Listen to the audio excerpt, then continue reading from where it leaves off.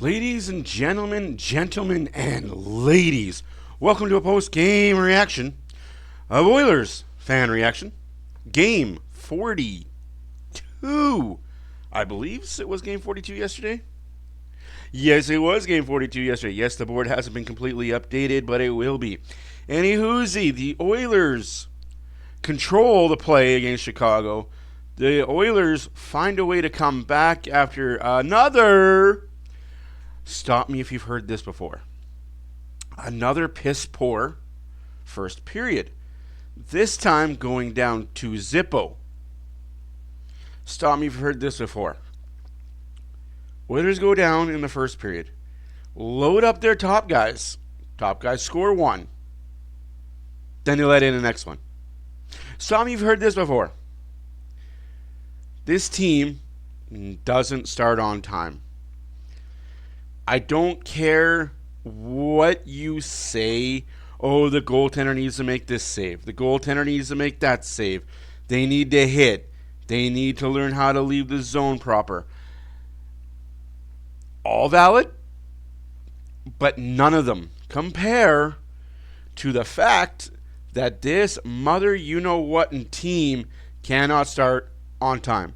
They can't start the season on time. They can't start games on time. And record in the playoffs, they don't start the playoffs on time for series. Go look it up. When was the last time the Oilers had a 1-0 series lead in the playoffs? Oh, wait. Now, Oilers do go down to Zippo, to the Chicago Blackhawks. Yes, I'm seeing the tweets and I'm seeing the headlines. Oilers survived.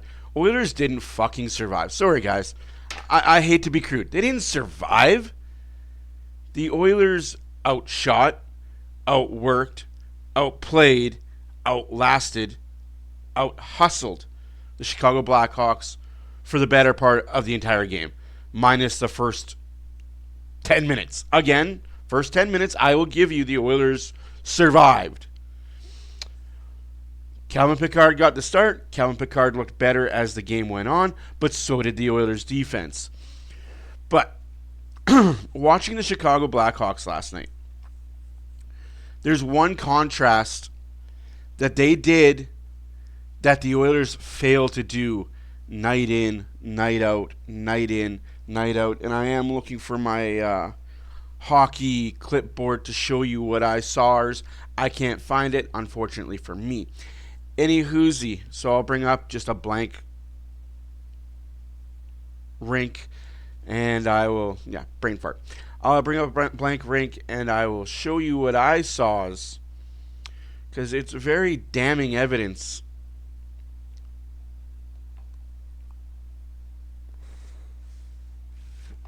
Because I didn't like it. I didn't like what I saw from Chicago. Them leaving the zone for Chicago. Chicago left the zone almost too easily.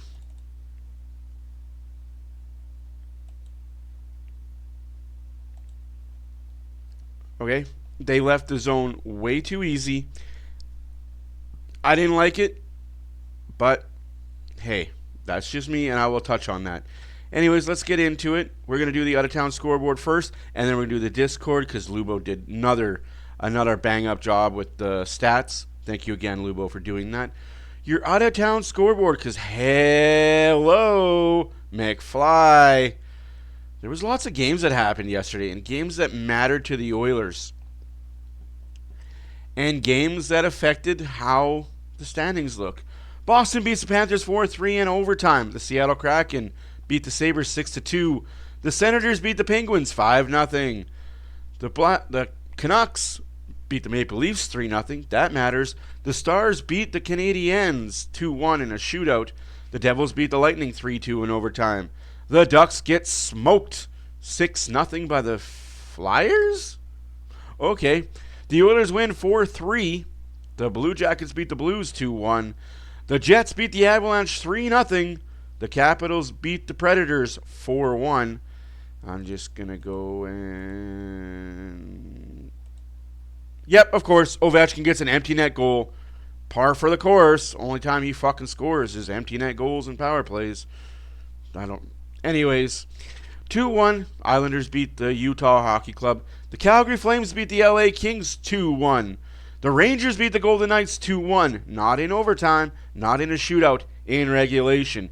Kings lose points, Knights lose points, Avalanche lose points. Excuse me. The Wild beat the Sharks 3-1. The Blues lose points. The Canucks gain. The Stars gain. The Kraken gain. But overall, this team is looking pretty good if you're the Edmonton Oilers. Those standings are looking pretty mighty fine to be an Oiler. I'll get into that. Now, let's get into Lubo's Discord stats. Well done again, like I said, Lubo. Greatly appreciate your work. Doo-doo-doo. Doo-doo-doo. Put myself in the center of the screen. Yeah, I'm conceited like that. So, Oilers beat the Blackhawks 4-3 on January 11th, 2025. Today is January 12th, 2025, about 9 a.m. Vasily Podkolzin, 14:34 time on ice. Production is 23. Rating, 1.579. What a game. 3 shots, 2 takeaways, 2 hits, 2 block shots, a goal and assist. That is an all-around banger of a game. Holy shit, Lubo. Thank you for doing those stats, man. I wouldn't even, if you didn't tell me that, I wouldn't even notice that he had the block shots, he had the takeaways, he had the hits. I just know he got a goal and assist. That's why I appreciate you, man. Keep up the great work. Corey Perry, on the other hand, 11 minutes and 28 seconds time on ice, was a 12.75 production-wise, 1.112 rating. Adam Henrique was a 12.13 with a 10.50 production. 8.59 was his rating. Now, why was Corey Perry a 1.19? I wonder. You wonder? I wonder. Because he had a goal. Now, we're going to talk about... Excusez-moi s'il vous plaît. I'm going to make myself small. Because, you know, I'm that guy too. Here you go. I made myself small. We're going to talk about the game and why I don't think the Oilers survived the game. I think they dominated the game from start to finish, aside from the 2-0 lead they gave Chicago in the first period. Now, shots in the first period were 9-8 for them Edmonton Oilers. Don't let the shots fool you. The shots the Oilers took weren't dangerous. They weren't high quality. Soderberg made the saves he needed to make. Unfortunately for the Oilers, a bad giveaway by Kulak gave Teravainen the goal, made it 1-0, and a Nick Foligno, another bad turnover by the Oilers, made it 2-0. Now I'm going to pause this here so I can see if you guys can see my sensor. That would be great if you guys could. But I don't think so. Anyways, I have a sensor on the Chicago Blackhawk logo. What I mean by breakouts and Edmonton Oilers. Let's say this over here where it says Edmonton is the Chicago defensive zone. When Blackhawks or any other team has the puck, a defenseman usually has the puck in the corner, and then they pass it up to the forward, and it's out the zone. It's like one pass and out. One pass and out. At most 3 passes, but it's out. Oilers have a problem with the one and done. They don't... How do I say this without sounding like a complete asshole towards the Oilers? They're not smart IQ hockey players in their own zone. The defense make the dumbest play freaking possible, or the hardest, depending on how you want to look at it. And they're rushed. They rush their chances. They rush themselves. It's junior hockey at its worst. Anywho's, if the Oilers could learn how to clean that up, I promise you they'll be a way better team if they just knew how to clean. Oh yeah, you can see the mark. Okay, yeah, you can see it. So like I said, just clean it up. So here we're going to go talk about the goal. Here's 16. He takes the shot, misses the net by a good 5 feet. Now, I don't know the Chicago United Center, the Madhouse on Madison boards, as well as obviously Chicago Blackhawks do. But they know something that we don't. Those boards where the yellow dasher is, they are freaking lively. You could purposely miss the net, and you know that puck's going to jump in front of the net for a 1T. It's almost like that assisted one-timer drill that we did when we were kids playing in school or juniors. Coaches had us pass the puck off the rubber bands. I don't know if you guys did this. I know I did, and as a coach, I used these effectively. So you put pass assisters and along the end wall, behind the net, along the end wall, and we had 2 up the boards. So as you're coming in, you have one player with the puck. He passes off one. It passes system to the other. He passes it off to one in the far corner, bounces back to him, take a shot. Again, defenseman, you shoot for the one behind the net for the rebound in front. Anyways, it's very convoluted. It's very awesome. The drill works greatly. It makes you work on live bounces. It lets you focus better on how the puck is going to bounce off certain situations. Those boards in Chicago remind me of that drill.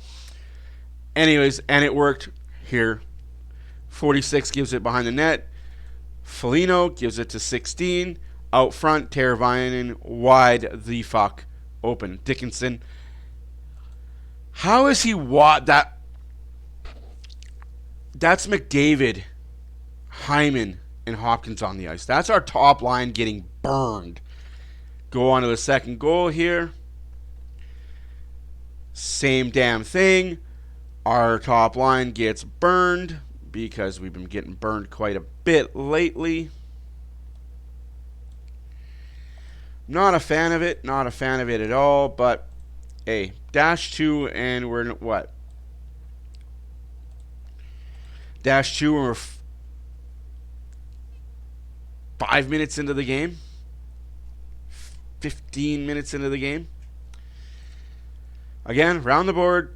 2-5 to 86. Off the board. See, did you see that? That's what I was talking about. That little bounce right there. That's what I'm talking about. Instant 1T. Instant 1T. I get that Picard should have played it better. Now let's watch that again. Here we go again. Again. Who's covering 2-5? Hopkins. That's not your guy. 86. Nurse has him. Jump up to the... You're the winger. You're not the centerman right now. And I think that's why he needs to go back down to third line C. You're the winger in this situation.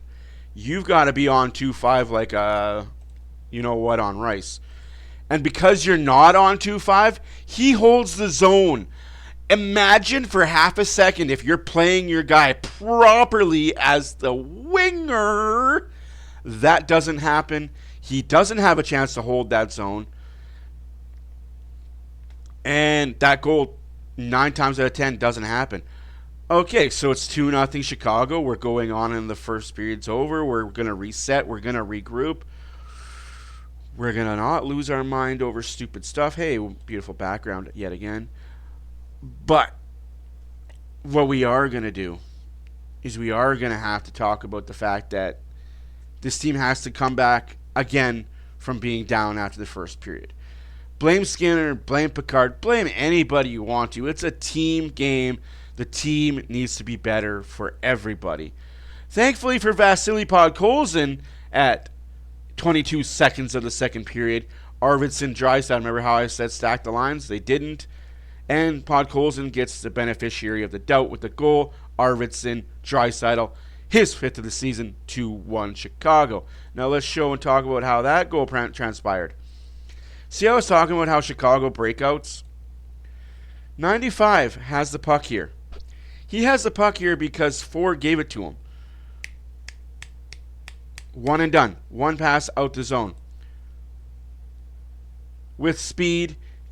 Bounces off the... Missed the pass. He missed the pass, albeit good for him. Nurse was in proper position. That's what I want to see from Nurse. I don't want to see the hesitation.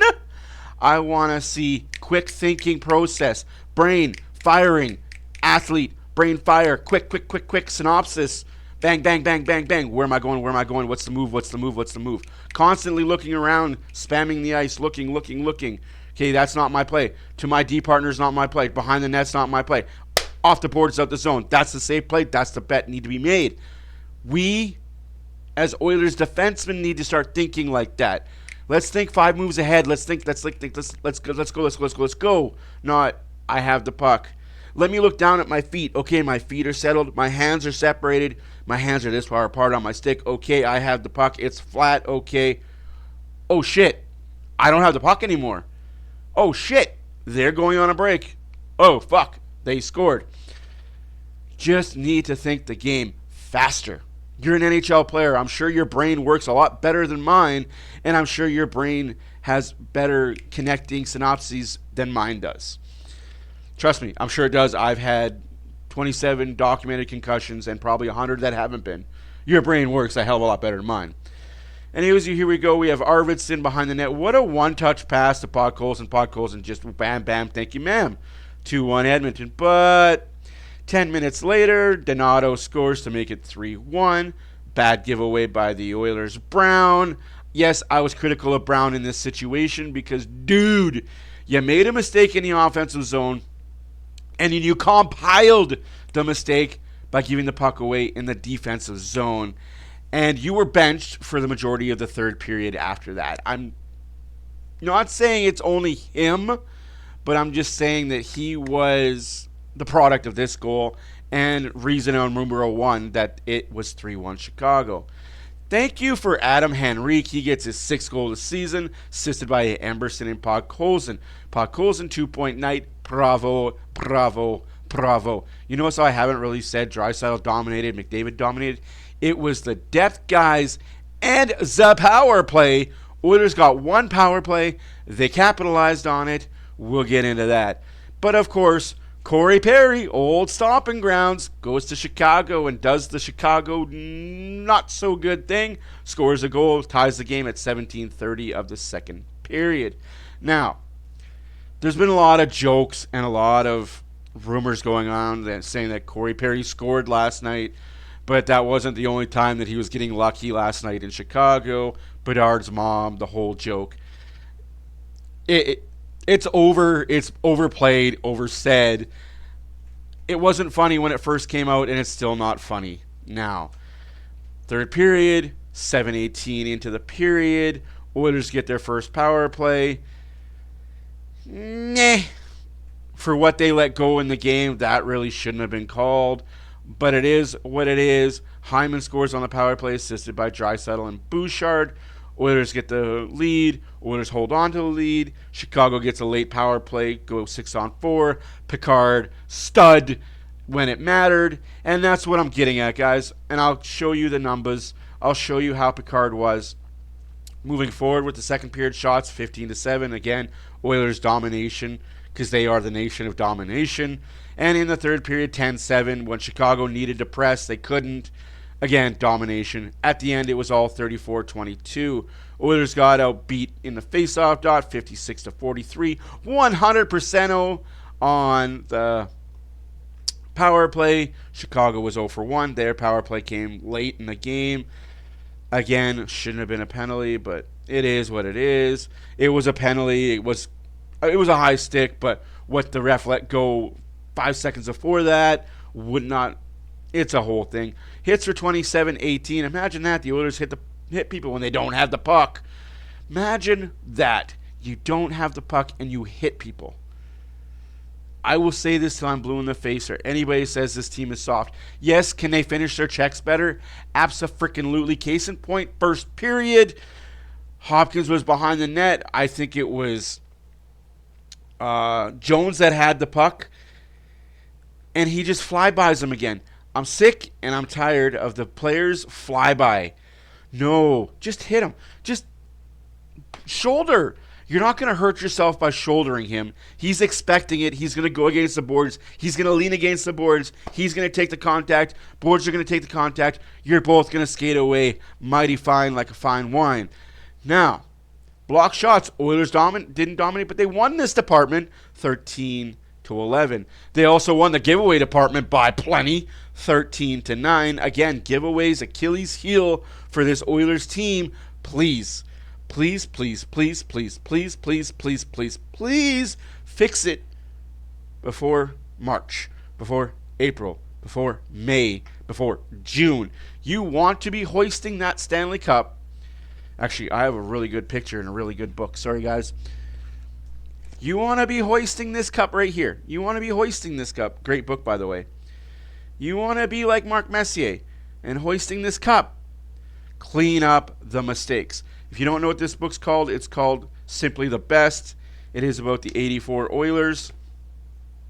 Sorry, the 1990 Oilers when Mark Messier was captain. Great book. Good read. Good pictures. Fantastic story. I've read it like 17 times. It's good. I like it. Anywhoosie. Again, takeaway 6-7 for Chicago. Season series is tied 1-1. We got beat up pretty bad 5-2 in Edmonton. We win 4-3 by the skin of our teeth. Next game is February 5th, back in Chicago. At 5:30 instead of 5. Maybe the Oilers might wake up for the 5:30 game. I don't know.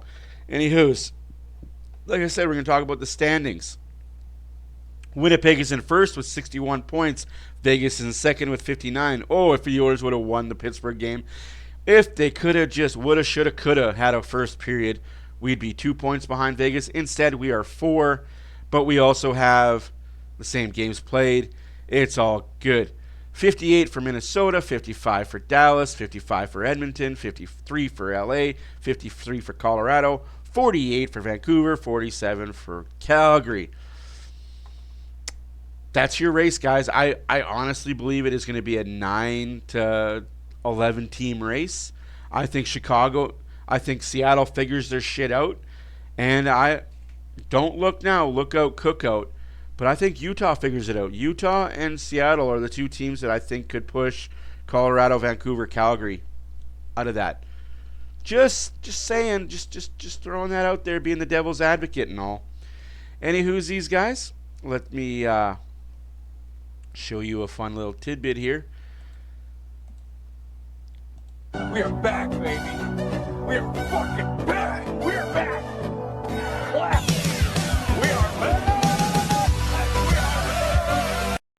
We are back, baby. We are fucking back. We're back. We are back. We are back. Fun times had by all. So, the Oilers are now 26-13-3. Podkolzin, Henrique, Perry, Hyman gets the game winner, his 14th power play goal. Picard was 19 for 28, .863 save percentage, 3 goals against. On the other hand, Soderblom was 30 for 34, .882, 4 goals against. Teravainen, Foligno, Donato, 10, 11, 13 respectively. Funny how you look at the Chicago depth scoring, and you can look at every other team's depth scoring, and this is kind of where I'm at with the Oilers and why I'm probably more critical of Edmonton, and I'm scared at the same time. You look at every other team's depth scoring. They're all double digits or really close to that double-digit mark. You look at the Oilers, and they're barely at 6, barely at 7. It's just, we need more from the bottom guys. Does that mean the coach needs to play them more? Absolutely. I'm sick of seeing McDavid at 25, 30 minutes. I'm sick of seeing Draisaitl at 25, 30 minutes. I'd like to see them at 20, 21, 22. Have the bottom guys at 10, 11, 12, 13. But I know I'm just nitpicking at the coach at this point. Anyways, guys, we have a game on Tuesday against them LA Kings. It is Connor McDavid's birthday. It is Rosie's birthday, my young daughter. She turns 1. I will be here. She's won. We're going to have a party today. Thank you guys for watching. My name is Matt for Oilers Fan Reaction. If you haven't already and you like the video, like it. If you love the video, if you love the content, we have lots more coming down the pipeline. Subscribe to the channel. We are at 182. Our goal is to get to 200 before Valentine's Day. Spread the love. Share the love. Tell all your friends. I'm just a clown with a microphone. Anyways, Oilers win. Oilers win. Let's play La Bamba Baby now before I leave you, because I didn't do that yet. Bang!